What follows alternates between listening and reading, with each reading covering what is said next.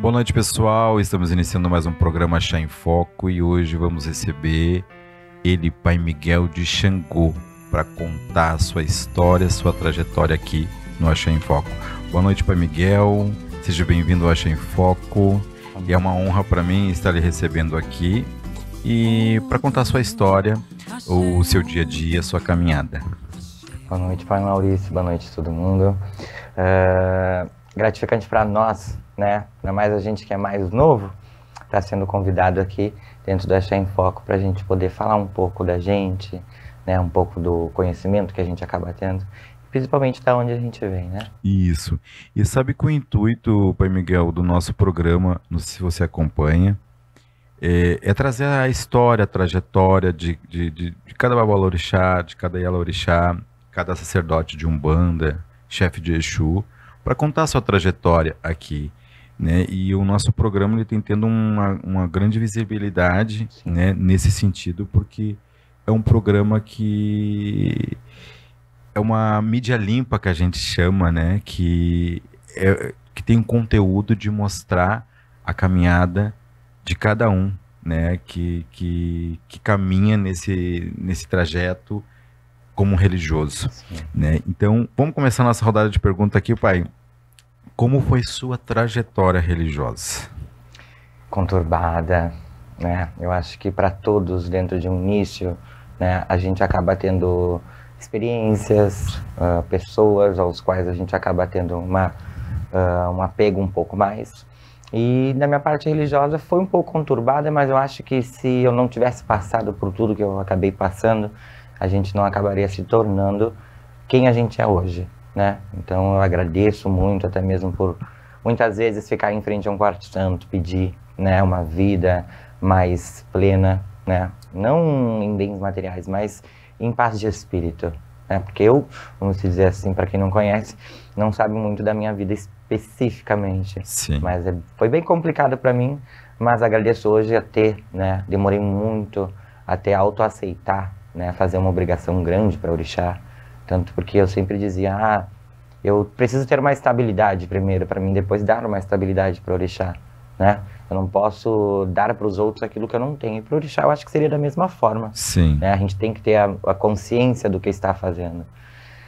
Mas agradeço por tudo que ter chegado até hoje para se tornar o que a gente acaba se tornando e aprendendo consecutivamente. Né? Quando você diz conturbada, você diz foi difícil a sua história, o seu início na sua caminhada religiosa? Foi bem difícil. Vamos falar assim entre partes, né? Sobre minha pessoa. Eu sofri muito quando pequeno. Com 4 anos de idade, minha mãe faleceu, né? Logo após o meu aniversário. Ela sofreu de naquele tempo era 1994. E era aquele tempo de infecção hospitalares. Sim. Né? Então, acabaram esquecendo algo dentro dela e costuraram ela, normal, e depois acabou dando aqueles problemas nela, né? Daí deu a casualidade dela falecer. Com 10 anos de idade, minha mãe já tinha sido falecida, eu morava em Torres. E a minha avó me tirou de Torres e me trouxe para cá, para Viamão, né? Para cá, perto de Porto Alegre. E nesse meio tempo, acabou acontecendo algumas coisas por ciúmes de família, né? E o meu avô acabou matando a minha avó a paulada na esquina de casa. E desde então eu comecei a praticamente perambular na casa de um, na casa de outro, né? Tendo, vamos dizer assim, um ensinamento sobre educação, que quando a minha avó era viva era muito a rigidez, né? Da escola para casa, da casa para o colégio, praticamente só. Mal a gente brincava, porque ela tinha muito aquela coisa de preservar a família, né? Ensinar sempre a caderneta de chegar em casa. Sim. Após o colégio, tem que passar tudo de volta, né? E dentro desses 10 anos, depois eu fui parar num abrigo. Como minha avó tinha falecido, então meu tio, os meus parentes, eles não tinham condições exatamente para poder, né, cuidar e zelar de mim. E eles acabaram me deixando mais à vontade. Então eu vivia na rua, praticamente mal chegava em casa, mal ia para casa. E desde então ali eu fiquei nesse tempo num abrigo em 6 anos. Dentro desses 6 anos eu conheci pessoas que me adotaram, mas deu problemas também lá. E eu acabei voltando de novo. Depois disso eu fui para casa do meu pai verdadeiro, né? Meu pai tirou praticamente do abrigo lá. Por algumas coisas que acho que não vem ao caso a gente expor, né? Mas não foi muito propício para mim. A gente acaba percebendo depois, porque como tu é jovem, tu acaba tendo uma visão. E a visão que eu tinha era de uma grade, e naquela grade eu via as pessoas, eu via os pais e as mães brincando junto com os filhos, eu me perguntava, por que eu não poderia estar ali, né? E muita coisa acabei enfrentando no decorrer desse tempo, e até então encontrei a religião. Sendo que eu já era de religião, mas nunca tinha me aprofundado referente a isso. Tanto que a minha família tem fotos minhas antigas e tudo em casamentos, eu com 5 anos de idade num casamento de umbanda, né? E daí o casualidade de eu me encontrar no batuque. De eu ver, que eu fui a primeira vez, eu acho que foi numa matança. E já aquilo já me apavorou, mas ao mesmo tempo me chamou a atenção muito, né? E eu acabei me cultivando e entrando profundamente. Isso eu tinha, eu acho que uns 14 para 15 anos. Foi meu primeiro bori, né? Dentro desse meu primeiro bori eu fiquei anos e anos. Acabou tendo alguns perrengues junto com esse meu pai, que foi que me fez, né? Mas não deu muito certo, a gente seguiu a vida religiosa que tinha. Passei por inúmeros pais e mães de santo, né? Vergonhoso, eu acho que não é da parte a gente não admitir aquilo que se foi, né? Que se foi feito. Agradeço todos, me dou bem com todos. É a sua história, não tem como apagar, né? E tem alguns que já são falecidos, mas a gente acabou criando uma experiência muito grande sobre o que eles me ensinavam. Por exemplo, a falecida mãe Marilu de Chapanã, que era a filha da mãe Yara, ela me ensinou muito sobre o que era ser um médium, né? A diferença de um consciente para um semi-inconsciente. Coisas que eu autolutava naquele tempo por enxergar, por sentir, por acho ter que é a luta de todos, né, sim, pai? Sim, é eu acho que é comum, né, pra gente até ter um certo tempo, uma doutrina principalmente, e saber diferenciar o médium do próprio espírito, acaba levando muitas coisas no próprio pensamento, né, a própria insegurança. E ali foi evoluindo. Até um tempo que a dona Sete disse pra mim que queria as coisas dela. Muitas vezes eu disse pra mim assim, como que eu vou te dar? Eu não trabalho, né? E eu praticamente fazia algumas coisas, mas eu era bem, vamos dizer assim, um termo pejorativo, vadio, né? E eu não quis ter alguém que fosse me mandar. Nunca gostava de alguém me mandar. Então daí eu peguei e digo, não vou trabalhar, né? Vou fazer algumas coisas, vou costurar. Isso. Vou meio costurar, que eu tinha essa parte de costura junto com a falecida minha madrinha, que era a Baralete do Bará, né? Filha de Santo Pai Leandro. E ela me ensinou muito a costurar, e eu peguei muito aquele truque, aquelas coisas dela, de fazer filó, de fazer um axó, né? Ou algo do tipo assim. Então eu acabei me aprofundando mais nisso. E depois, com o tempo, eu acabei me dedicando mais à religião, né? Tanto que quando a Dona Sete disse, eu quero, eu digo, mas como? Como, mulher? E ela vai, né, lá naquele lugar e diz pra ele que eu quero e que eu vou dar pra ele. E deu casualidade de eu conseguir um serviço. Só que parece que é tão coisa mesmo da própria entidade em dizer que vai te dar e ela te conceder, que eu fiquei praticamente só meses, que praticamente acho que foi só pra fazer a obrigação dela e tá tudo ok, né? Ter ela junto ao meu lado. E ela sempre disse, tudo que eu estou fazendo hoje por ti e pra sua vida é pro seu príncipe, né? Que ela chama o meu orixá de príncipe. Então estou fazendo tudo isso e dedico todas as coisas aos quais eu for conquistando pra te dar pra ele. Daí foi passando os anos, eu e o Guilherme, a gente foi se conhecendo, né? Que eu passei por o primeiro casamento não deu certo. Isso, o pai Guilherme de Xangô. E daí eu conheci ele justamente num ano de Xangô.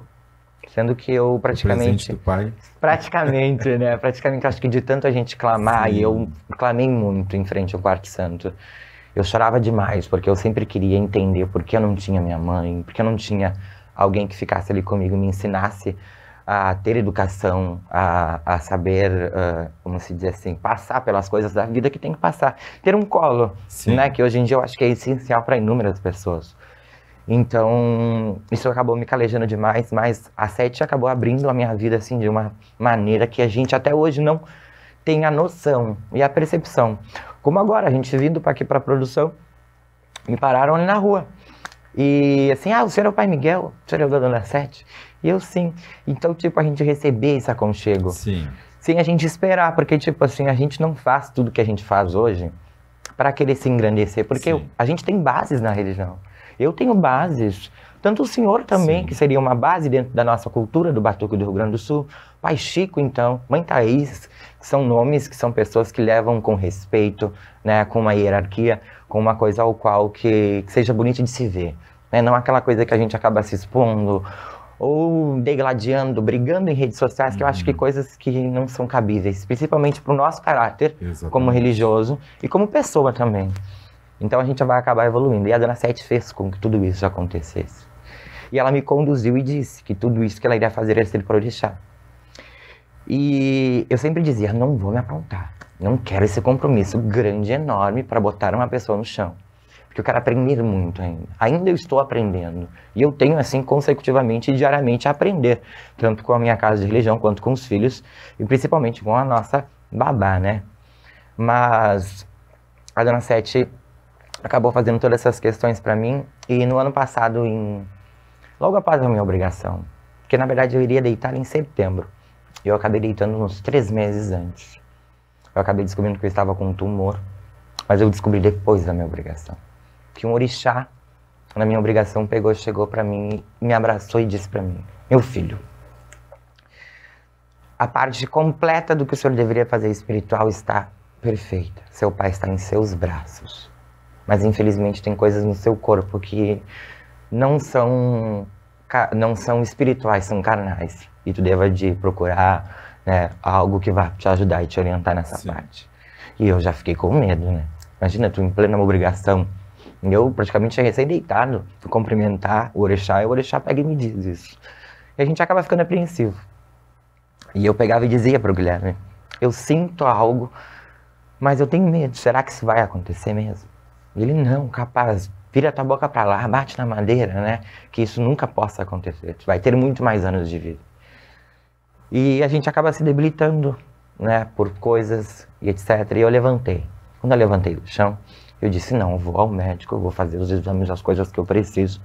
E vamos ver se tá tudo certo, se tá tudo ok. E eu fiz. Quando eu fiz direto no... Como é que é aquilo quando Ressonância? Isso. Eu fiz a tal de ressonância também. E a parte que a mulher faz.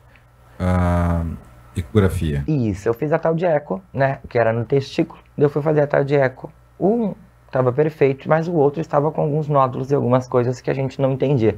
E o moço que fez, o médico que consultou, ele não sabia interpretar porque tinha que ser direto com o endócrino, né? Sim.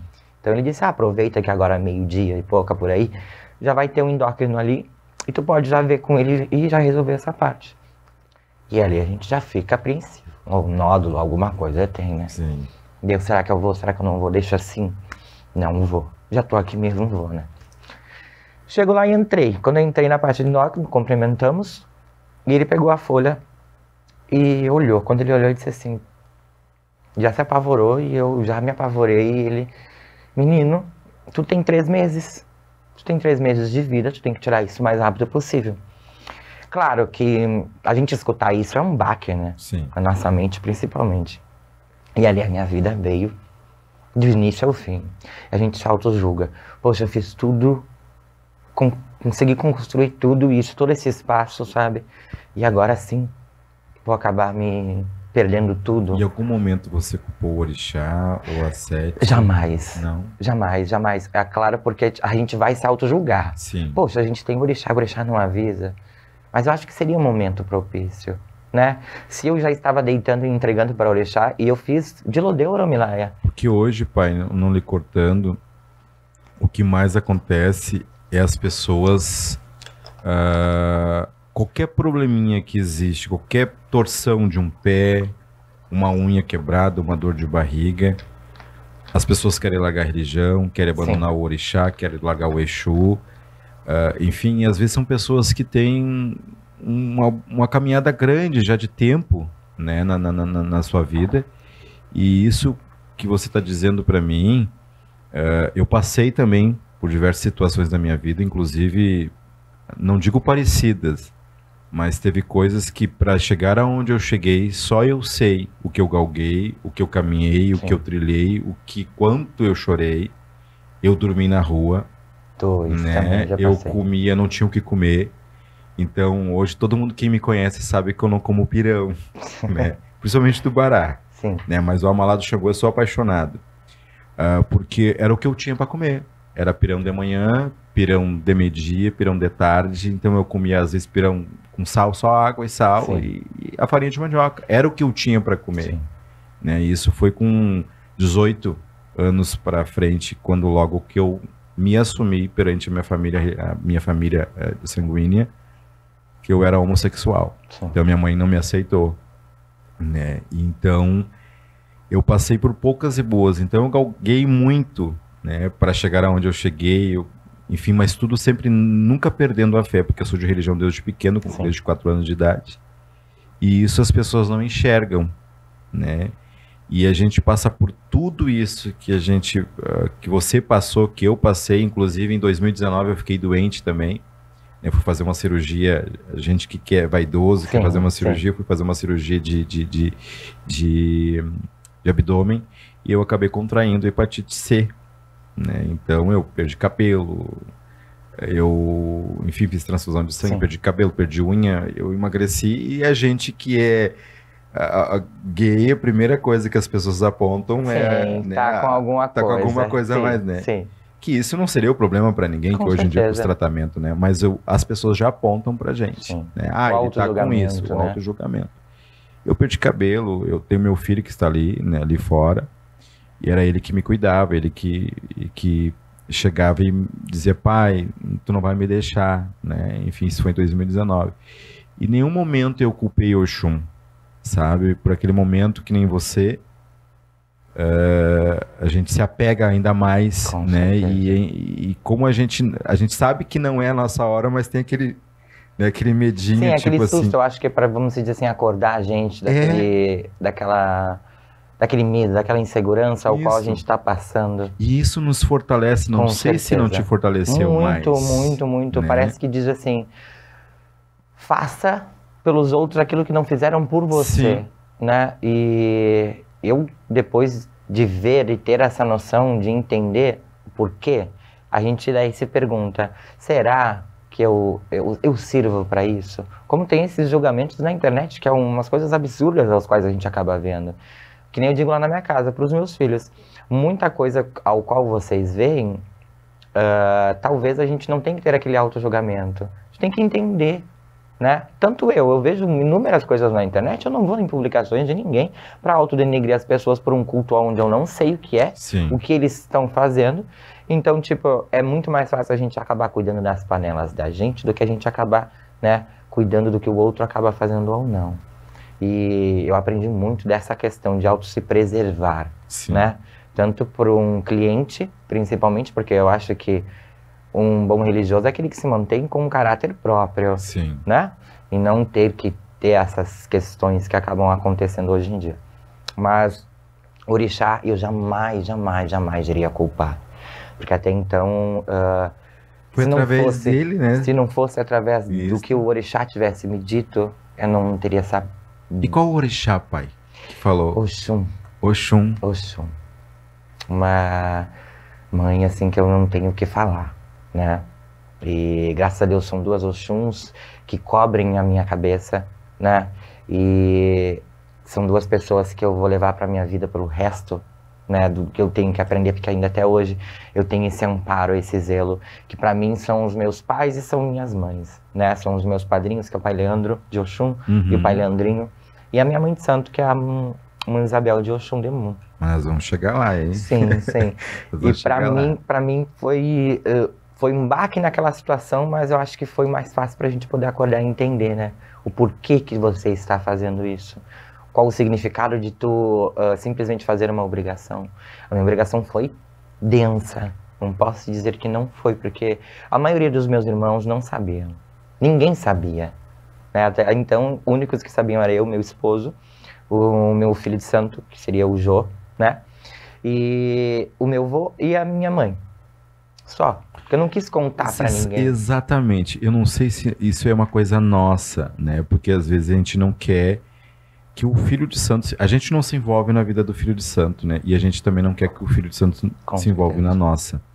Isso foi uma coisa que eu mantive em segredo. Eu contei pra minha família, né, pro meu companheiro também, e disse: eu fui diagnosticado com hepatite C, e o médico disse: a sorte que ela não atingiu todo o teu fígado. Sim. Ela está na tua corrente sanguínea e por isso que está causando tudo isso. Só que quando pequeno, eu já tive também hepatite, né? E foi quando eu entrei definitivamente para a religião, para a nação. Então, eu guardei isso, mas as pessoas começavam, era visível, eu perdia força e não tinha força nem de me levantar. Sei como é. Né? Comer, eu não comia nada, e tudo que eu comia botava para fora, enfim, inúmeras situações. E eu ali me apeguei. Eu só pedi para Oxum. Minha mãe, não, acho que não é a minha hora ainda. Sim. Eu só penso no meu filho, né? Naquele momento eu pensei no meu filho e pedia que ela não me levasse. Em nenhum momento eu culpei, e assim como você também não culpou o seu orixá, e hoje, por tão coisas mínimas, as pessoas abandonam o orixá. Sim, mas né? Lá em casa, né, eu acabo julgando também as pessoas por falarem ou dizerem sobre isso. E é uma coisa que eu digo nitidamente, as consequências às quais tu faz hoje, né, é o que tu vai arcar do que tu fez no teu passado. Sim. E tu tem que ter aquela autociência que foi você mesmo que acabou fazendo. Não é um orixá. O orixá a gente pede caminho, a gente pede conforto, a gente pede saúde, né? Transformação, principalmente diante da nossa vida. Mas eu acho que as consequências são através dos nossos atos. Eu que escolho o que é melhor para mim. O orixá pode me destinar 2 caminhos, mas quem é que vai escolher? Sou eu. O primeiro passo sempre será nosso. Nunca será do próprio orixá em si. Com certeza. Né? Então eu acho que as pessoas acabam colocando esse auto-julgamento porque elas não têm, no momento que elas querem, aquilo que elas pedem. Né? Às vezes, que nem eu digo lá em casa, não é tu estourando um milho e uma pipoca, que se tu não tiver certo e merecedor daquilo que tu tem que ganhar, tu não vai ganhar. Não, e tem pessoas que fazem isso, né, sim. pai? Já vão escolher o milho porque eu quero isso, sim, eu quero aquilo. Sim. Né? Uma coisa que eu aprendi com a mãe Thaís, que a mãe Thaís disse bem assim pra mim, meu filho, qual seria a diferença de 14 batatas por bará e de 7? Quantidade, mãe? Sim. Se um abadô que tu faz num quarto de santo com 3 ou 7 batatas por bará, ele responde igual. Por que tu vai colocar 21? Uhum. Seria para encher os olhos de quem quer ver, sim. Né? E muito isso eu acabei tendo como experiência. Para que eu vou botar, vamos dizer, 7 velas dentro de um quarto de santo de 7 dias, sendo que uma faz uma luz igual? Exatamente. Né? Eu posso simplesmente acender aquela uma e deixar com que as outras sejam para os outros demais dias. Né? Ter aquele autoconhecimento também em saber administrar aquilo que acaba tendo, porque numa casa de religião a gente tem luz, a gente tem água, coisa que a gente acaba não se importando, né? Mas tem que, vamos dizer assim, se colocar dentro disso, e muitas pessoas não acabam se colocando, achando que como essa casa de religião fosse, é tudo numa boa, vamos lá, vamos usar, vamos fazer acontecer, né? Então eles acham, levando como se fosse a religião como eles querem, e lá em casa eu acabo não colocando isso. Que nem eu aprendi com o pai Leandro, né? A gente canta e eles dançam. Se eles acabam não dançando conforme a música, a mesma porta que entrou seria a mesma porta de saída, né? É isso aí. E não denegrindo jamais, porque eu acho que todos que passaram na minha casa, alguma coisa eles levaram de mim. Sim. Coisas que não aprenderam em outras, mas aprenderam lá. Um respeito, ou a se portar, ter uma simpatia. Porque eu prezo isso. Eu vou na casa das pessoas, eu sou muito bem tratado, e eu acho que é o mínimo que dentro da minha casa eles também têm que ser. Sim. Né? E não diferenciando cargos. Porque tu é um babalorixá, claro que tu tem que ter a devida uma atenção maior por ser um babalorixá. Mas também um Iaô merece também o mesmo respeito ao qual o babalorixá tem. Porque a gente, antes de se tornar a ser e ter esse cargo, a gente já passou também por ter uma ave, um pombo. Né? Como um iniciado também tem. Então, a gente tem que acabar tendo um pouco mais de, não acho de conhecimento, mas de consciência, né? Do que se faz, do que se ensina, do que se preza. Porque muitas vezes as pessoas falam argumentos bons, mas prática nenhuma. Exatamente. Né? Pai, nós vamos para os comerciais rapidamente e voltamos já já. Podcast Axé em Foco. Patrocínio Aviário Mãe Oxum. Faça um plano de obrigação completo. Formas de pagamento facilitadas, com boleto e cartão de crédito. O aviário está localizado na Avenida Antônio de Carvalho, 2149, em Porto Alegre. Peça já o seu orçamento pelo WhatsApp 51 98444 9062. Dalbox Embalagens e Suprimentos. A embalagem do mercado do seu batuque com a logo do seu Ilê. Na Dalbox você encontra todas as embalagens para o ramo alimentício e suprimentos em geral. Entre em contato pelo WhatsApp 51 99 552 0920. Cristiano Luz Drones. Faça seu evento com uma cobertura de filmagem em alta qualidade. Agende o seu evento agora mesmo pelo WhatsApp 51 99 753 0141. Cristiano Luz Drones, levando o seu evento ainda mais alto. Voltamos aqui, gente, com o Pai Miguel de Xangô. E antes de passar para ele, hoje nós temos uma convidada especial que vai nos tirar umas cartinhas. Isis, boa noite. Boa noite, Pai Maurício. Boa noite, Pai Miguel. Boa noite a todos que nos assistem. Então, me chamo Isis Falcão, sou taróloga há 10 anos já, desde que eu tinha 15 anos. Estamos chegando aí nos 25. E vamos tirar, então, 3 cartinhas para essa semana. Gostaria que vocês mentalizassem comigo, peçam um conselho geral para o que aguarda vocês. E vamos lá, então. 3 cartas.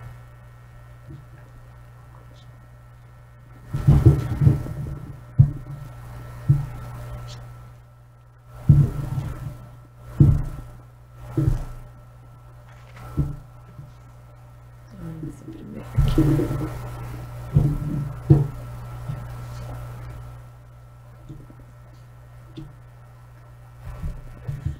Vocês estão prontos? Claro, estamos esperando, ansiosos. Que bem. Então, começamos com As de Paus. Iniciativa, certeza de para onde você está indo. Não hesite sobre qual caminho você vai seguir. Não fique, eu vou por aqui, mas ainda estou pensando se eu volto ali, o que eu prefiro. Não, você tem que tomar uma decisão e seguir focado. Que o As de Paus, você está iniciando ali uma jornada, um caminho, um projeto, uma relação. E quando a gente está falando sobre o naipe de paus, a gente está falando sobre autoconfiança, sobre coragem, sobre certeza, sobre paixão. Então é assim, tudo que você for se propor a iniciar nessa semana, faça com certeza, não fique hesitando sobre, será que eu fiz a melhor escolha? Bom, depois tivemos um 2 de espadas, que fala exatamente sobre essa questão da confiança, né? O naipe de paus, a gente está falando sobre essa questão da paixão, do fogo, do elemento fogo mesmo. Espadas, nós estamos falando sobre a racionalidade, o uso da razão. E no número 2, a gente está tentando fazer uma escolha. Quando no número 1, ou As, de cada naipe, a gente já está iniciando algo. Então, no 2 de espadas, o grande conselho é: veja bem em quem você vai depositar a confiança sobre coisas importantes, certo? Então, assim, você vai estar com todo o gás para iniciar projetos, para se colocar no mundo com coragem e certeza, mas em relação às pessoas que você tem próximas, a decisões no trabalho, na sua vida familiar, tudo que gerar um pouco de dúvida, né, sobre qual é o melhor lugar para depositar sua confiança, avalie bem, reflita bastante, mas também o segredo do 2 de espadas é que ficar ali matutando, remoendo, né, se castigando ali mentalmente, talvez não seja a melhor solução. A grande solução será ouvir mais o seu coração, ver para onde o seu instinto direciona, né, ir mais com o seu feeling, com a sua intuição de fato, né? Porque ficar ali pensando no mental, talvez não acabe não te levando a ter uma certeza de qual é o melhor caminho a seguir. Bom, e por fim, tivemos a justiça, certo? Um dos arcanos maiores, então não é uma das cartas de arcano menor. A justiça, então, a gente está falando sobre, novamente, o uso da razão, da inteligência, do decidir sem ter medo de parecer frio e calculista, sabe? Tomar decisões pensando, nossa, minha cabeça já sabe isso, Então, mesmo que eu esteja aqui apegada emocionalmente a essa situação, ou eu queira seguir levando essa pessoa, ou esse trabalho, ou essa conjuntura familiar por apego emocional, a justiça vai lhe lembrar que, olha, você está se negligenciando, você está sendo injusto consigo mesmo. Então, acredito que essa semana é muito um tópico sobre confiança, né? E falando em justiça, nós estamos aqui com o Pai Miguel de Xangô, né? Que é o orixá da justiça. Já pega né? junto, né? Então, para te ver como a verdade, ela é uma só. Né? E coisa maravilhosa, Isis. Adorei. Deixe seu contato, Isis, para as pessoas entrarem em contato com você. É Isis, ISIS, taróloga 51, @isis.taróloga51 no Instagram. Consultas tanto presenciais quanto online, preços acessíveis e muita honestidade, comprometimento e empatia nas mensagens que eu for trazer. Obrigado, Isis. Tudo de bom, bom axé para você, querida. Axé. Eu fiquei mais receoso. Voltamos aqui, né, gente, e com essas cartas maravilhosas da nossa convidada especial, Isis, e, né, voltamos com a rodada de pergunta pro Pai Miguel de Xangô. Pai, em que nação você foi feito, com que idade? A primeira nação ao qual eu fui feito foi no Jejejexá, né? É vivo ainda até hoje, pai Ademar de Oxalá, de Viamão. Ele que me iniciou. Eu fiquei, acho que ao lado dele, 1 ano e pouco, sempre induzindo, né? Como eu era jovem, acho que eu tinha 13 para 14. E eu sempre dizia, quem é o meu orixá? Preciso saber quem é meu orixá, preciso que tu me diga quem é meu orixá. E ele sempre dizia, no momento certo, não é quando tu quer, não funciona do jeito que tu quer. Sim. E eu sempre induzindo, ia a batuques, ia a lugares com eles, né? E acabei sempre pedindo. E teve um dia que eu me acordei e eu vi os búzios em cima da mesa. Só que ele não estava em casa. Ele tinha ido na vó do santo para poder confirmar a cabeça e etc, para ver se ele estava certo.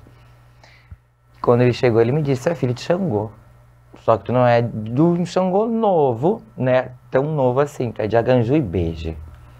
E eu, tá, mas quem seria Aganju e Beije? É um orixá de justiça, ao mesmo tempo ele é um adolescente, mas não é tão adolescente. Acaba também tendo um pouco daquela inocência de criança, né? E ali foi onde eu fui acabar me aprofundando mais na nação.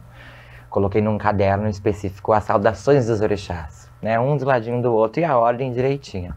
E ali eu fui me aprofundando. Saí da casa dele por algumas situações, né, que acabaram acontecendo, que não vem ao caso. E ele pegou e acabou despachando as minhas coisas e etc. E eu acabei me desvinculando da casa dele e fui para um outro. E assim fui indo, até hoje me encontrar novamente. Que quem me ensinou mesmo a religião, assim, do que é o valor do orixá, isso eu posso dizer que seria a prova viva, são 3 babalorixás. O Pai Sandro de Ogum, de Viamão, né, que me ensinou muito o valor também, sobre fazer a religião correta, sobre ter a consciência que não é no nosso modo, não é no nosso tempo, é no tempo deles. Né? O Pai Leandro me ensinou o que é o valor de um orixá, o que é amar um orixá, né? O que é fazer uma comida de um orixá, principalmente. Ele sempre foi rígido, né? A ensinar a gente que muitas vezes não é dentro do salão, vestindo uma roupa bonita, que tu vai ser um bom religioso, um bom batuqueiro.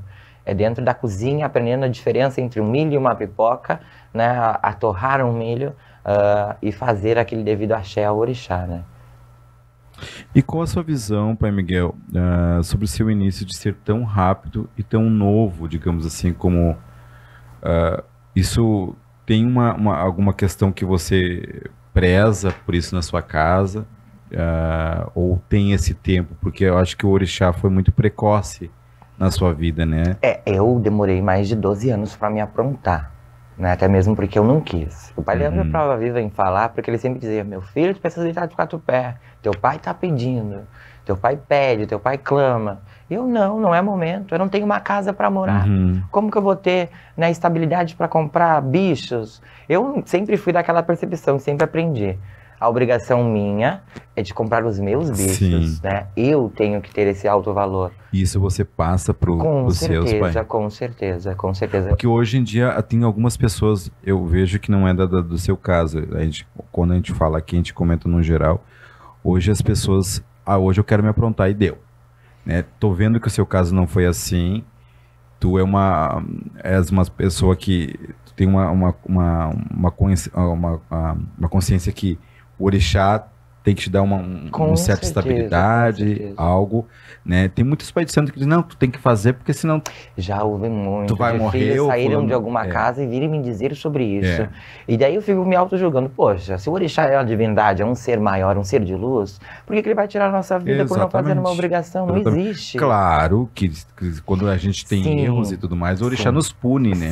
Sim. Nos corrige. Sim, e eu acho que isso daí seria um castigo de aprendizado. Sim. Porque ele vai fazer que nem eu digo lá em casa. O orixá vai te ensinar a aprender com o próprio erro que tu fez. Ele não vai te denegrir, ele não vai te abandonar por uma coisa que tu acabou fazendo errado ou não. Ele vai te ensinar com o teu próprio erro e tu vai aprender a não errar novamente. Sim. Né? Sim. E lá em casa eu sou muito direto. Que nem, por exemplo, veio um filho de santo hoje novo na minha casa. Pai, eu quero entrar pra sua mão. Eu não sou daquele já chegar lavando a cabeça, fazendo e acontecendo. Jamais. Jamais, porque até então eu não vou brincar com o ori da pessoa, Sim. né? Por exemplo, eu vou lá, vou me ajoelhar em frente ao meu quarto santo, vou me dedicar com o meu coração puro ao orixá. A pessoa depois de um mês vai lá e sai da minha casa. Daí tudo que a gente acabou fazendo foi em vão. Como muitos acabaram fazendo isso, né? Mas, como eu sempre disse, o que eu estou fazendo eu faço pelo orixá. Faço com o meu coração puro porque eu sei do que eles estão precisando, né? Naquela situação. E na medida do que eu puder. E eu acho que tudo existe tempo e momento. Né? Tem filhos na minha casa que demoraram um ano para lavar a cabeça, principalmente. E pai, e como é que é uma casa de fogo, hein? Porque é 2 Xangô à frente de uma casa. Te digo que seria, vamos dizer assim... Que é o mais difícil? Eu. O Guilherme é muito mais rígido, né? Ele é muito mais direto. É 8 ou 80. Sim. Né? É aquela coisa, tu faz se tu tiver. Se tu não tiver, tu não vai fazer. E ponto. E ele era aquela pessoa, se encarnar em aquela pessoa não dura muito tempo. Né? Eu acho que seria até mesmo pelo próprio santo, pelo próprio orixá não permitir. Né? Como um orixá disse para mim, meu filho, aprenda a separar na sua gamela as frutas podres, para que não acabe estragando as outras. Então lá em casa, felizmente é assim. Você é bem seletivo. Sim. Até mesmo porque o que eu ensino é o principal. É aprender. Sim. Né? Eu não sou aquele pai de santo que diz assim, não, meu filho não tem que aprender, ele não tem que crescer. Não, pra mim, a minha visão é sim, ele tem que crescer e se puder ser mais do que eu, seja. Leve o axé, honre, né, aquilo que se foi feito, com certeza. Porque eu acho que a gente faz alguém dentro da religião, e se esse alguém acaba se destacando ou crescendo, se dedicando por aquilo, é por ele. Muitas vezes o orixá com certeza vai dar e vai abençoar se ele estiver fazendo corretamente. Sim. E uma coisa que eu prezo é sempre a verdade. E eu sempre digo isso também para os meus filhos, pai Miguel. E eu digo assim, eu quero que vocês cresçam, que apareçam e tudo mais, eu só não esqueço das suas raízes. Exatamente. Né? Porque hoje em dia as pessoas crescem e acabam abandonando tudo ou largando, né? Sim. Digamos assim, agora eu não preciso mais de ti, eu já consegui o que eu queria. Mas tem que lembrar como chegou até a casa, né? Sim, é que nenhuma visão que eu tenho, que muitas pessoas dizem assim, governo, cheio de governo. Pra mim não existe. Por que não vai existir? Primeiro, tu nunca vai fazer um orixá sem ter alguém por cima de ti. Nunca. E mesmo se um dia, caso o babalorixá da pessoa em si falecer, tu vai ter o teu padrinho, tu vai ter alguém em cima de ti. Tu nunca vai se governar. Sim. Nem no Exu, pra mim, seria essa percepção. É verdade. Né? É verdade. Claro que hoje em dia muitas pessoas acabam fazendo e acontecendo. O Exu é muito mais mundano. Sim. Até a gente poderia se relevar. Mas eu acho que na minha visão do orixá não existe. Pai, nós vamos ver um vídeo agora. Daí depois nós vamos entrar nesse assunto sobre uma mulher da sua vida aí. Vamos ver. Sim. Tá? Vamos pro videozinho aqui nessa tela.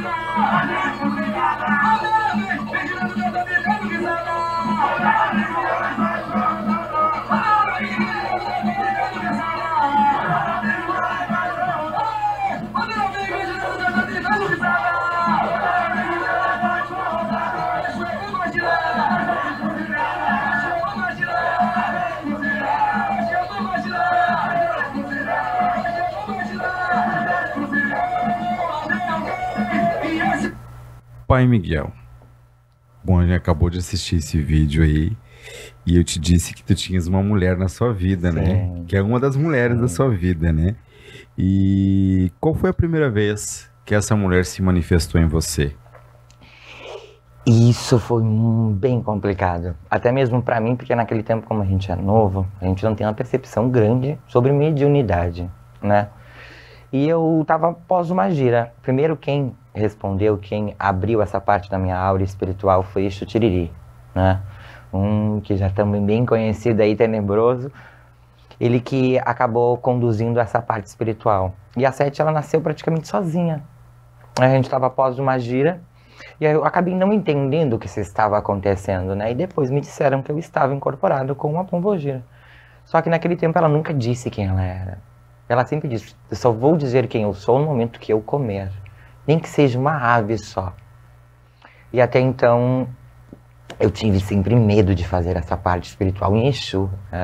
Tanto que eu acho que Exu seria, vamos dizer assim, mais complicado. Sim. Na autoaceitação, né? No autoquerer, principalmente. Mas hoje em dia está muito mais fácil para todos. Mas para mim, naquele tempo, era bem difícil.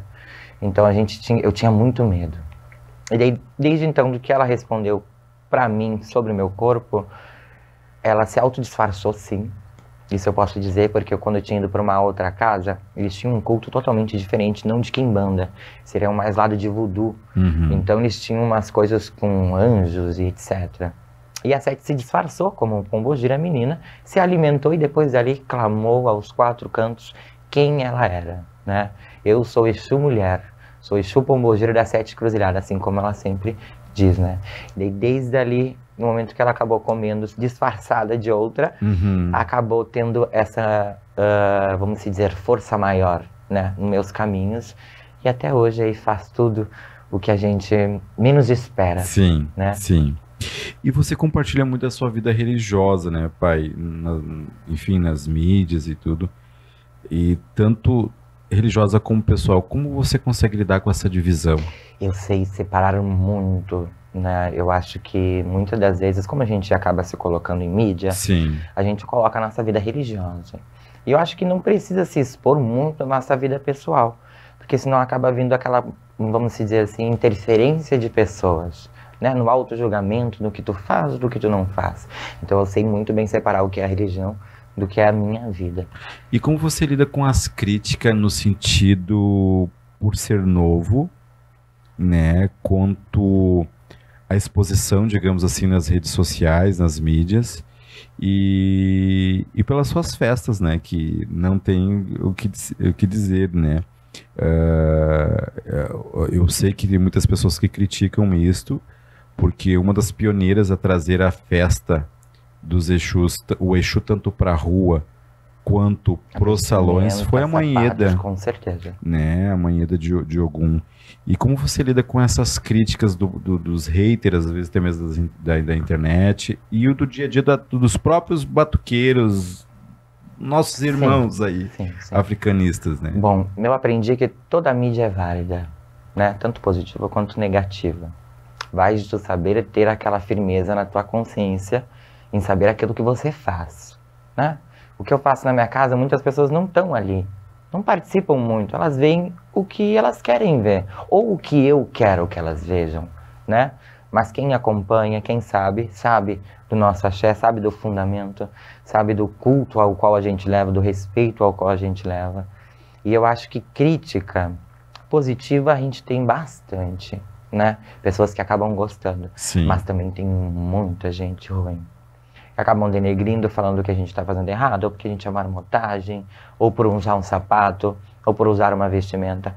Claro que muito da parte, eu digo, é um ego meu. É um ego meu. Mas porque eu quero dar o bom. Sim, agora, né? Se os Exu tivesse que vir como estão as imagens, ia ser o criticado também, né? Com certeza, tem muitos Exu que vêm pelado. Ai, porque tá se arrastando, porque tá fazendo isso sem necessidade. E daí é uma coisa, então, cada um tem a sua visão, né? E eu não posso julgar o outro por estar bebendo no chão ou por estar usando um farrapo.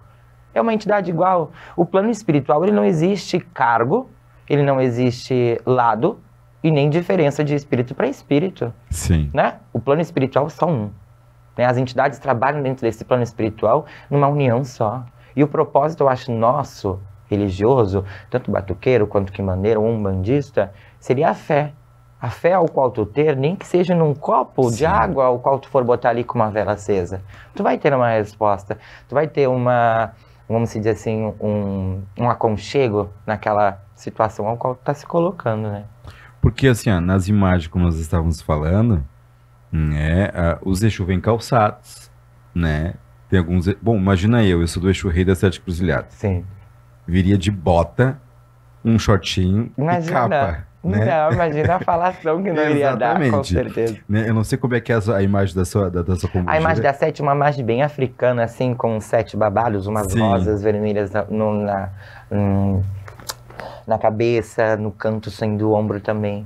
Mas ela é bem exposta, assim, bem nua praticamente. Bem nua. Imagina se viesse. Não iam falar também. Com Uau, certeza, né? Então eu acho que essas críticas, principalmente lá de cima que vem, né? Muito. É lá de cima que vem essas críticas. Assim como a gente também olha coisas de lá de cima, que eu digo dos outros estados, que é um absurdo para nós que a gente também não vê aqui, né? Mas essas críticas, eu também não dou bola para esse tipo de coisa. Antes magoava muito. Não podemos dizer que não machuca, porque a gente vem até aquele auto-julgamento. Será que estamos fazendo certo mesmo? Sim. Será que isso está errado? Mas eu acho que não. Não. A gente, que nem eu digo lá em casa para os meus filhos, o médium cuida do seu espírito, mas o espírito também tem dever de cuidar do seu médium. E vamos combinar, né, meu pai? Se a gente... Eles dão tudo do bom e do melhor pra gente. Devemos dar também. Não né? temos que dar? Vamos dizer, temos que ter a reciprocidade. Exatamente. Devida. Porque não adianta eu querer dar, por exemplo, pro meu Exu, né? O meu Exu toma uísque, eu tomo cerveja, enfim, até gasolina se der pra ele, ele toma. Não sei como é que é a sua, sim, né? Sim. Ele toma de tudo. Mas se tu for que tu quer algo de bom, se ele me dá tudo que é de melhor na minha vida, assim como o Oxum me dá, né? Eu quero dar o melhor pra ele. Um bom sapato, uma boa capa, uma boa vestimenta, uma boa roupa, uma boa joia, né? Ainda mais a gente que é muito vaidoso, então a gente quer dar. Então eu acho que esse tipo de situação que ocorrem, principalmente nas redes sociais das pessoas falando mal, eu não dou muita bola hoje, né? Eu sou um pouco reservado, porque eu me conheço como é que eu sou, sabe? Então antes eu atacava. Sim. Eu discutia e tudo mais, se botava, também. Sabe? Hoje eu peguei, né?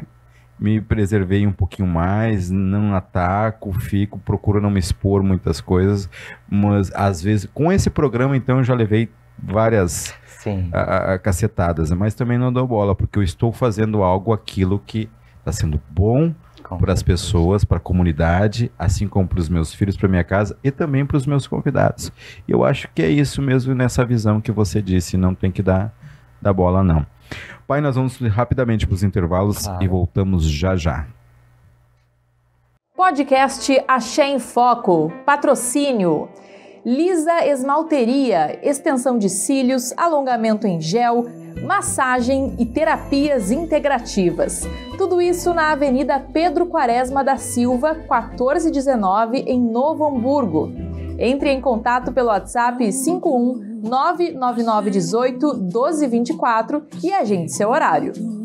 Cross Training Montenegro, um espaço adequado para você ter uma melhor qualidade de vida e com profissionais qualificados para te ajudar a atingir os seus objetivos. Conheça o Cross Training Montenegro, Avenida Júlio Renner, 755, em Montenegro. WhatsApp 51 99753 0141. Barbearia Fênix. Precisando de um novo visual? Na Barbearia Fênix você encontra profissionais preparados para te atender. Barba, cortes personalizados, luzes e muito mais. Agende seu horário pelo WhatsApp 51 99786 8570. Reino de Oxalá e Oxum, 82 anos de história e fé.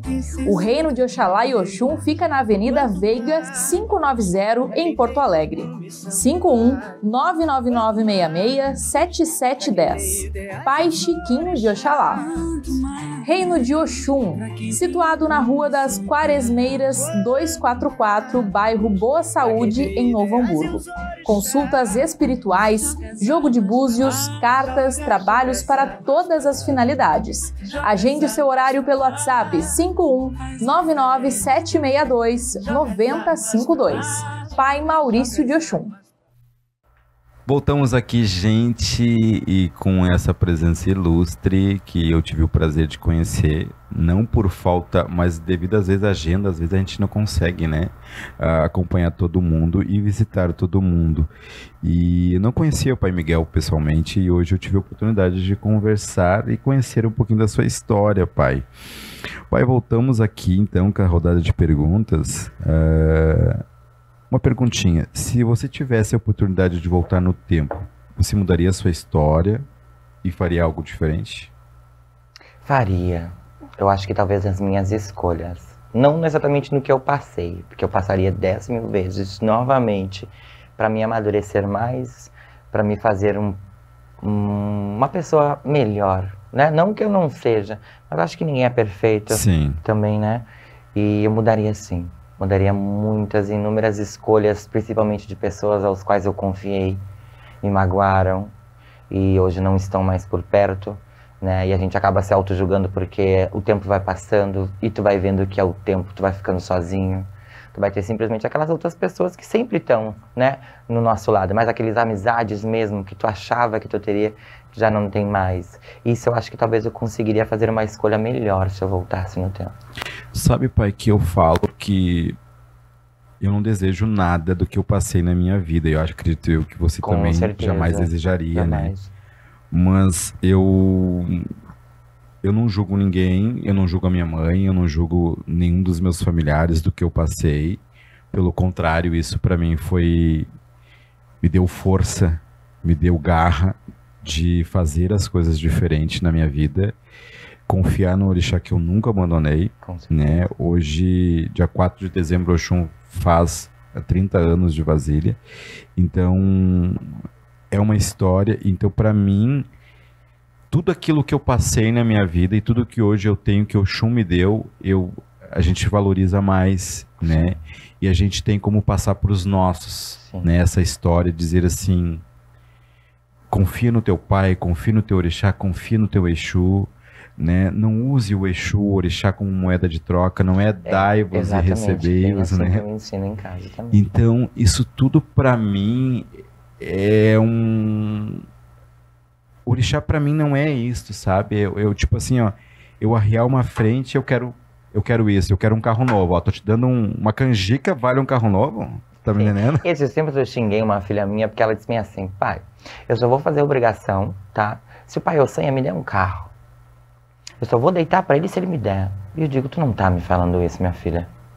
Não tô acreditando, não é isso que eu te ensino. Ah, pai, mas o senhor sabe que eu sou de testar, né? Passou-se uma semana. Isso ela dizia sempre, pelos 4 cantos, eu nunca vou fazer. Bem capaz que não sei o quê. E hoje ela já tá com praticamente a obrigação tudo feita. Tudo pronto, já praticamente só para se deitar. Sim. Né? Mas eu sempre digo para os meus filhos, nunca façam algo para eu deixar se não for de coração. Ou pensando em querer algo em troca. Se for pedir algo em troca, então não faça, né? Que seria mais bonito. Acende uma vela, faz o teu pedido, do que tu arriar uma frente bonita pro teu orixá, ou pro teu Exu, ou pro teu caboclo, e tá pedindo algo só por tu ter entregado, né? Eles não têm o dever de fazer algo na hora que tu quer, na hora que tu deseja, né? Claro que eles têm o dever de nos proteger, nos desamparar e nos mostrar a melhor forma. Sim. Mas o restante somos nós que temos que arcar com o que a gente deseja, com o que a gente quer. Não, e eu vejo assim, isso já aconteceu lá em casa já, eu até perdi filhos de santo por causa disso, né? Porque eu quero ter resposta, se eu acendi uma vela, eu dei comida pro Exu, eu vou dar comida pro Exu, o Exu tem que me dar. É fácil. Entende? Então assim, então um cabrito tá valendo um carro, né? Daí o que tu vai devolver depois pro teu Exu de agradecimento? Exato. Não tem, né? O que tu vai dar pro teu orixá de agradecimento? Não tem. Então, a frente está valendo um carro, lógico que axé são outras situações, a gente fazer uma abertura para um cliente que quer uma negociação Sim. de um carro, adquirir isso, alguma coisa, inclusive para filho, mas tudo para nós também tem a questão do merecimento, né? A gente não pode usar a religiosidade como moeda de troca, Exato, né? exato. Mas é muito interessante isso, né, pai? E isso que você está dizendo, porque a gente, ao longo dessa vida, por mais de você ser novo, eu não sei sua idade, mas por mais você ser novo... Eu faço agora sexta-feira 29. Olha só, 29 anos. 29. Eu tô nos 25 e não saio dessa idade. E eu já gostei dessa idade, eu vou ficar. Coisa Tá boa. tão boa assim nesses 25. Pai, quem são os religiosos que te inspiram? Pode ser os mais velhos, os mais novos. Bom, vamos falar sobre inspiração. Uma das primeiras seria a mãe Thaís, com honra, digo, né? Isso ela sabe muito bem também, que a gente conversa, né? Eu adoro a mãe Thaís, Ai, né? amo. Eu adoro. Amo. Eu digo que ela é meu ajuntó, né? Porque eu sou de Oxum com Oxalá e passagem Sim, com Chapanã, né? sim. E a reza do meu Chapanã é Sim, Ocalpodê, então ela faz parte do meu ajuntó. Sim, não, ela seria uma referência muito boa também. Pai Chico também seria uma referência muito boa por ter tempos de religião, né? Um tempo enorme, referente ao nosso batuque do Rio Grande do Sim. Sul. Deixa eu ver quem mais. Até a mãe Fernanda também, pelo modo que ela sempre conduziu, isso eu sempre disse A pra mãe ela. Fernanda de Mãe Fernanda Chapanã? Chapanã. Sim. Da fartura, sabe? Daquela coisa de ela não hesitar em dar. E será uma das nossas próximas convidadas. Isso pra mim foi muitas, tipo assim, quando eu e o Guilherme decidimos, vamos se expor religiosamente, né? Vamos usar a rede social para que a gente possa atender clientes e fazer nossos trabalhos espirituais. A gente ficou pensando, poxa, pra gente se destacar no meio de tanta gente, a gente tem que fazer alguma coisa que ninguém faça, né? Algo que seja novo, mas ao mesmo tempo não fuja do fundamento que a gente tem, que seja nosso. E eu e o Guilherme pensamos, vamos fazer o quê? Vamos mostrar o que é bonito na nossa religião? Sim. Vamos mostrar um Exu falando e doutrinando a casa? Vamos mostrar nossos axés, né, jogando um mel por cima de uma cabeça? Claro que tem certas coisas que a gente não pode expor, Sim. porque fica mais resguardado, o Sim. verdadeiro fundamento mesmo, né? Mas o que é bonito, que é de se ver, é bonito para que as pessoas possam ver, né? Tem muitas coisas que as pessoas julgam na internet. Ai, tem plásticos, tem isso. Mas eles não sabem. Eles estão vendo o que está montado. Depois, quando tem que se entregar na natureza, a gente tira todos Sim. os resíduos. Em todos os tabuleiros que a gente faz, em todas as obrigações, eu sempre coloco ali, primeiro reverencio, e depois eu tiro e coloco no mar, né, ou no rio, o restante da obrigação. Para que a gente tenha esse própria preservação, né? Sim, sim. Sua Yalorixá é de um fundamento diferente do seu, do lado de Exu, né? É de Mucifim. E ela tem dois. A minha mãe de santo, ela cultua 2 tipos de feituras. Pro lado de Exu. Isso, pro lado de Exu. Ela tem o lado de Quirumbo, né? Que seria praticamente uma quimbanda. E a parte de Mucifim, que vem do falecido Pai Ivo, Sim. né? Que ela é filha de santo do Pai Milton, do Sete. E como é que vocês conseguem fazer essa divisão? Há um respeito? Sim. A gente sempre respeita, tanto que todas as vezes quando a gente acaba abrindo as nossas giras ou festas, a gente sempre sauda o Exu, né? Que é o do pai de santo da minha mãe de santo. Chefe dela de Exu, os 7 cruzeiros. Do seu Ivo? Não, seria o filho de santo dele. Tá. Que é o seu Milton do seu 7. E a gente sempre reverencia ele, reverencia a mãe de santo, reverencia o Gumegê e o restante demais da própria feitura nossa. Como eu sempre achei, tipo assim, o Exu pra mim eu acho que seria mais pé no chão, né? Como se diz assim. Mas eu não acabo denegrindo quem tem cabala ou algo do tipo, que lida com anjos ou do que for, né? Da sua própria feitura. Mas pra mim, eu acho que não seria propício, né? Eu não me acostumaria com essa parte, porque eu acharia muito mais complicada de se lidar. Então a gente acabou cultuando, tanto que até a Sete que não quis, né? A Sete disse, não, eu não quero esse lado do Mucifim, eu quero o Quirumbo, eu quero a imagem, a ponteira, o garfo, que é o que eu fui ensinada e é a minha raiz, vamos dizer assim. E a gente acaba separando, mas sempre se mantendo naquele devido respeito, como tem que se manter, né? Que maravilha.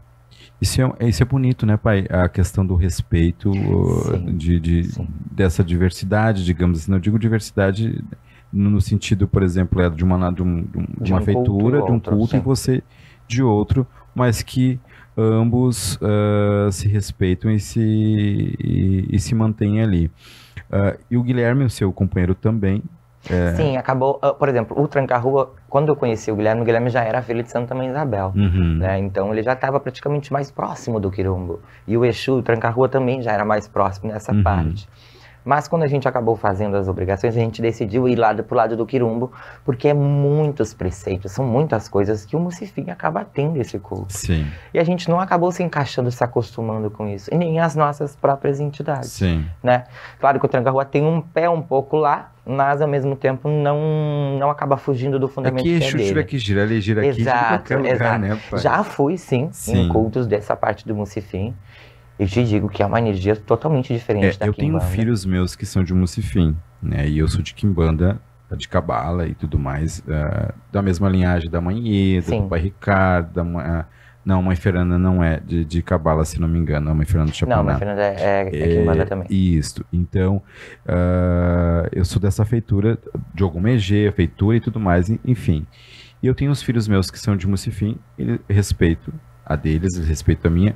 Se tiver que girar no meio deles, eu giro, né, ali. Mas e eu eles acho a mesma que hoje em coisa. dia, muito essa parte do Mucifim, muitas pessoas não sabem o que significa Não sabem. Eles acham que é um lado como se fosse uma quimbanda, mas não é. Sim. Mucifim, ele vem dentro da falange de Exu Capa Preta. É um nome de Exu Capa Preta que vem do seu Ivo. Sim. Então ele criou essa falange, essa legião de Mucifim, que vem somente da bacia dele. Se não vir, vamos dizer, algo da raiz da bacia dele ou de algum filho, já não se torna a ser um Mucifim, né? Se torna a ser aquilo que eles estão cultuando. Assim que nem a nossa Quimbanda, né? Que a nossa referência de Quimbanda aqui é a Mãe Eda. Com certeza. Né? O Pai Paulinho do Choroquê também, que é tudo né, da mesma linhagem. Então, são referências.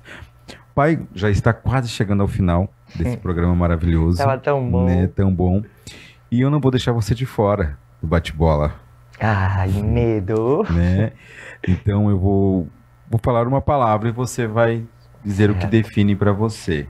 Tá? 7 cruzilhadas. 7 cruzilhadas, ela seria caminho, luz. E o que mais? Transformação, né? Ensinamento, empoderamento como mulher, como ela sempre diz, né? Que aí são tantas coisas que a gente pode classificar essa pombagira, homem, mas a gente acaba não colocando, mas seria, vamos dizer, amor. Definitivo meu por ela é amor. Como ela diz, que como eu perdi a minha mãe, né? Ela é minha mãe e eu sou o filho dela. Ela que te cuida. Exato. Um sonho. Abraçar quem eu perdi. Uma saudade. Mãe. Família. Amigos. Que a gente pode se dizer que também a gente acaba sentindo, sim. E agora me defina em uma só palavra. Uma. Xangô. Vida. Por ter passado pelo que eu passei e aceitar, porque muitas vezes eu não aceitava, né? E aceitei. E pra mim ele foi minha vida e é a minha vida.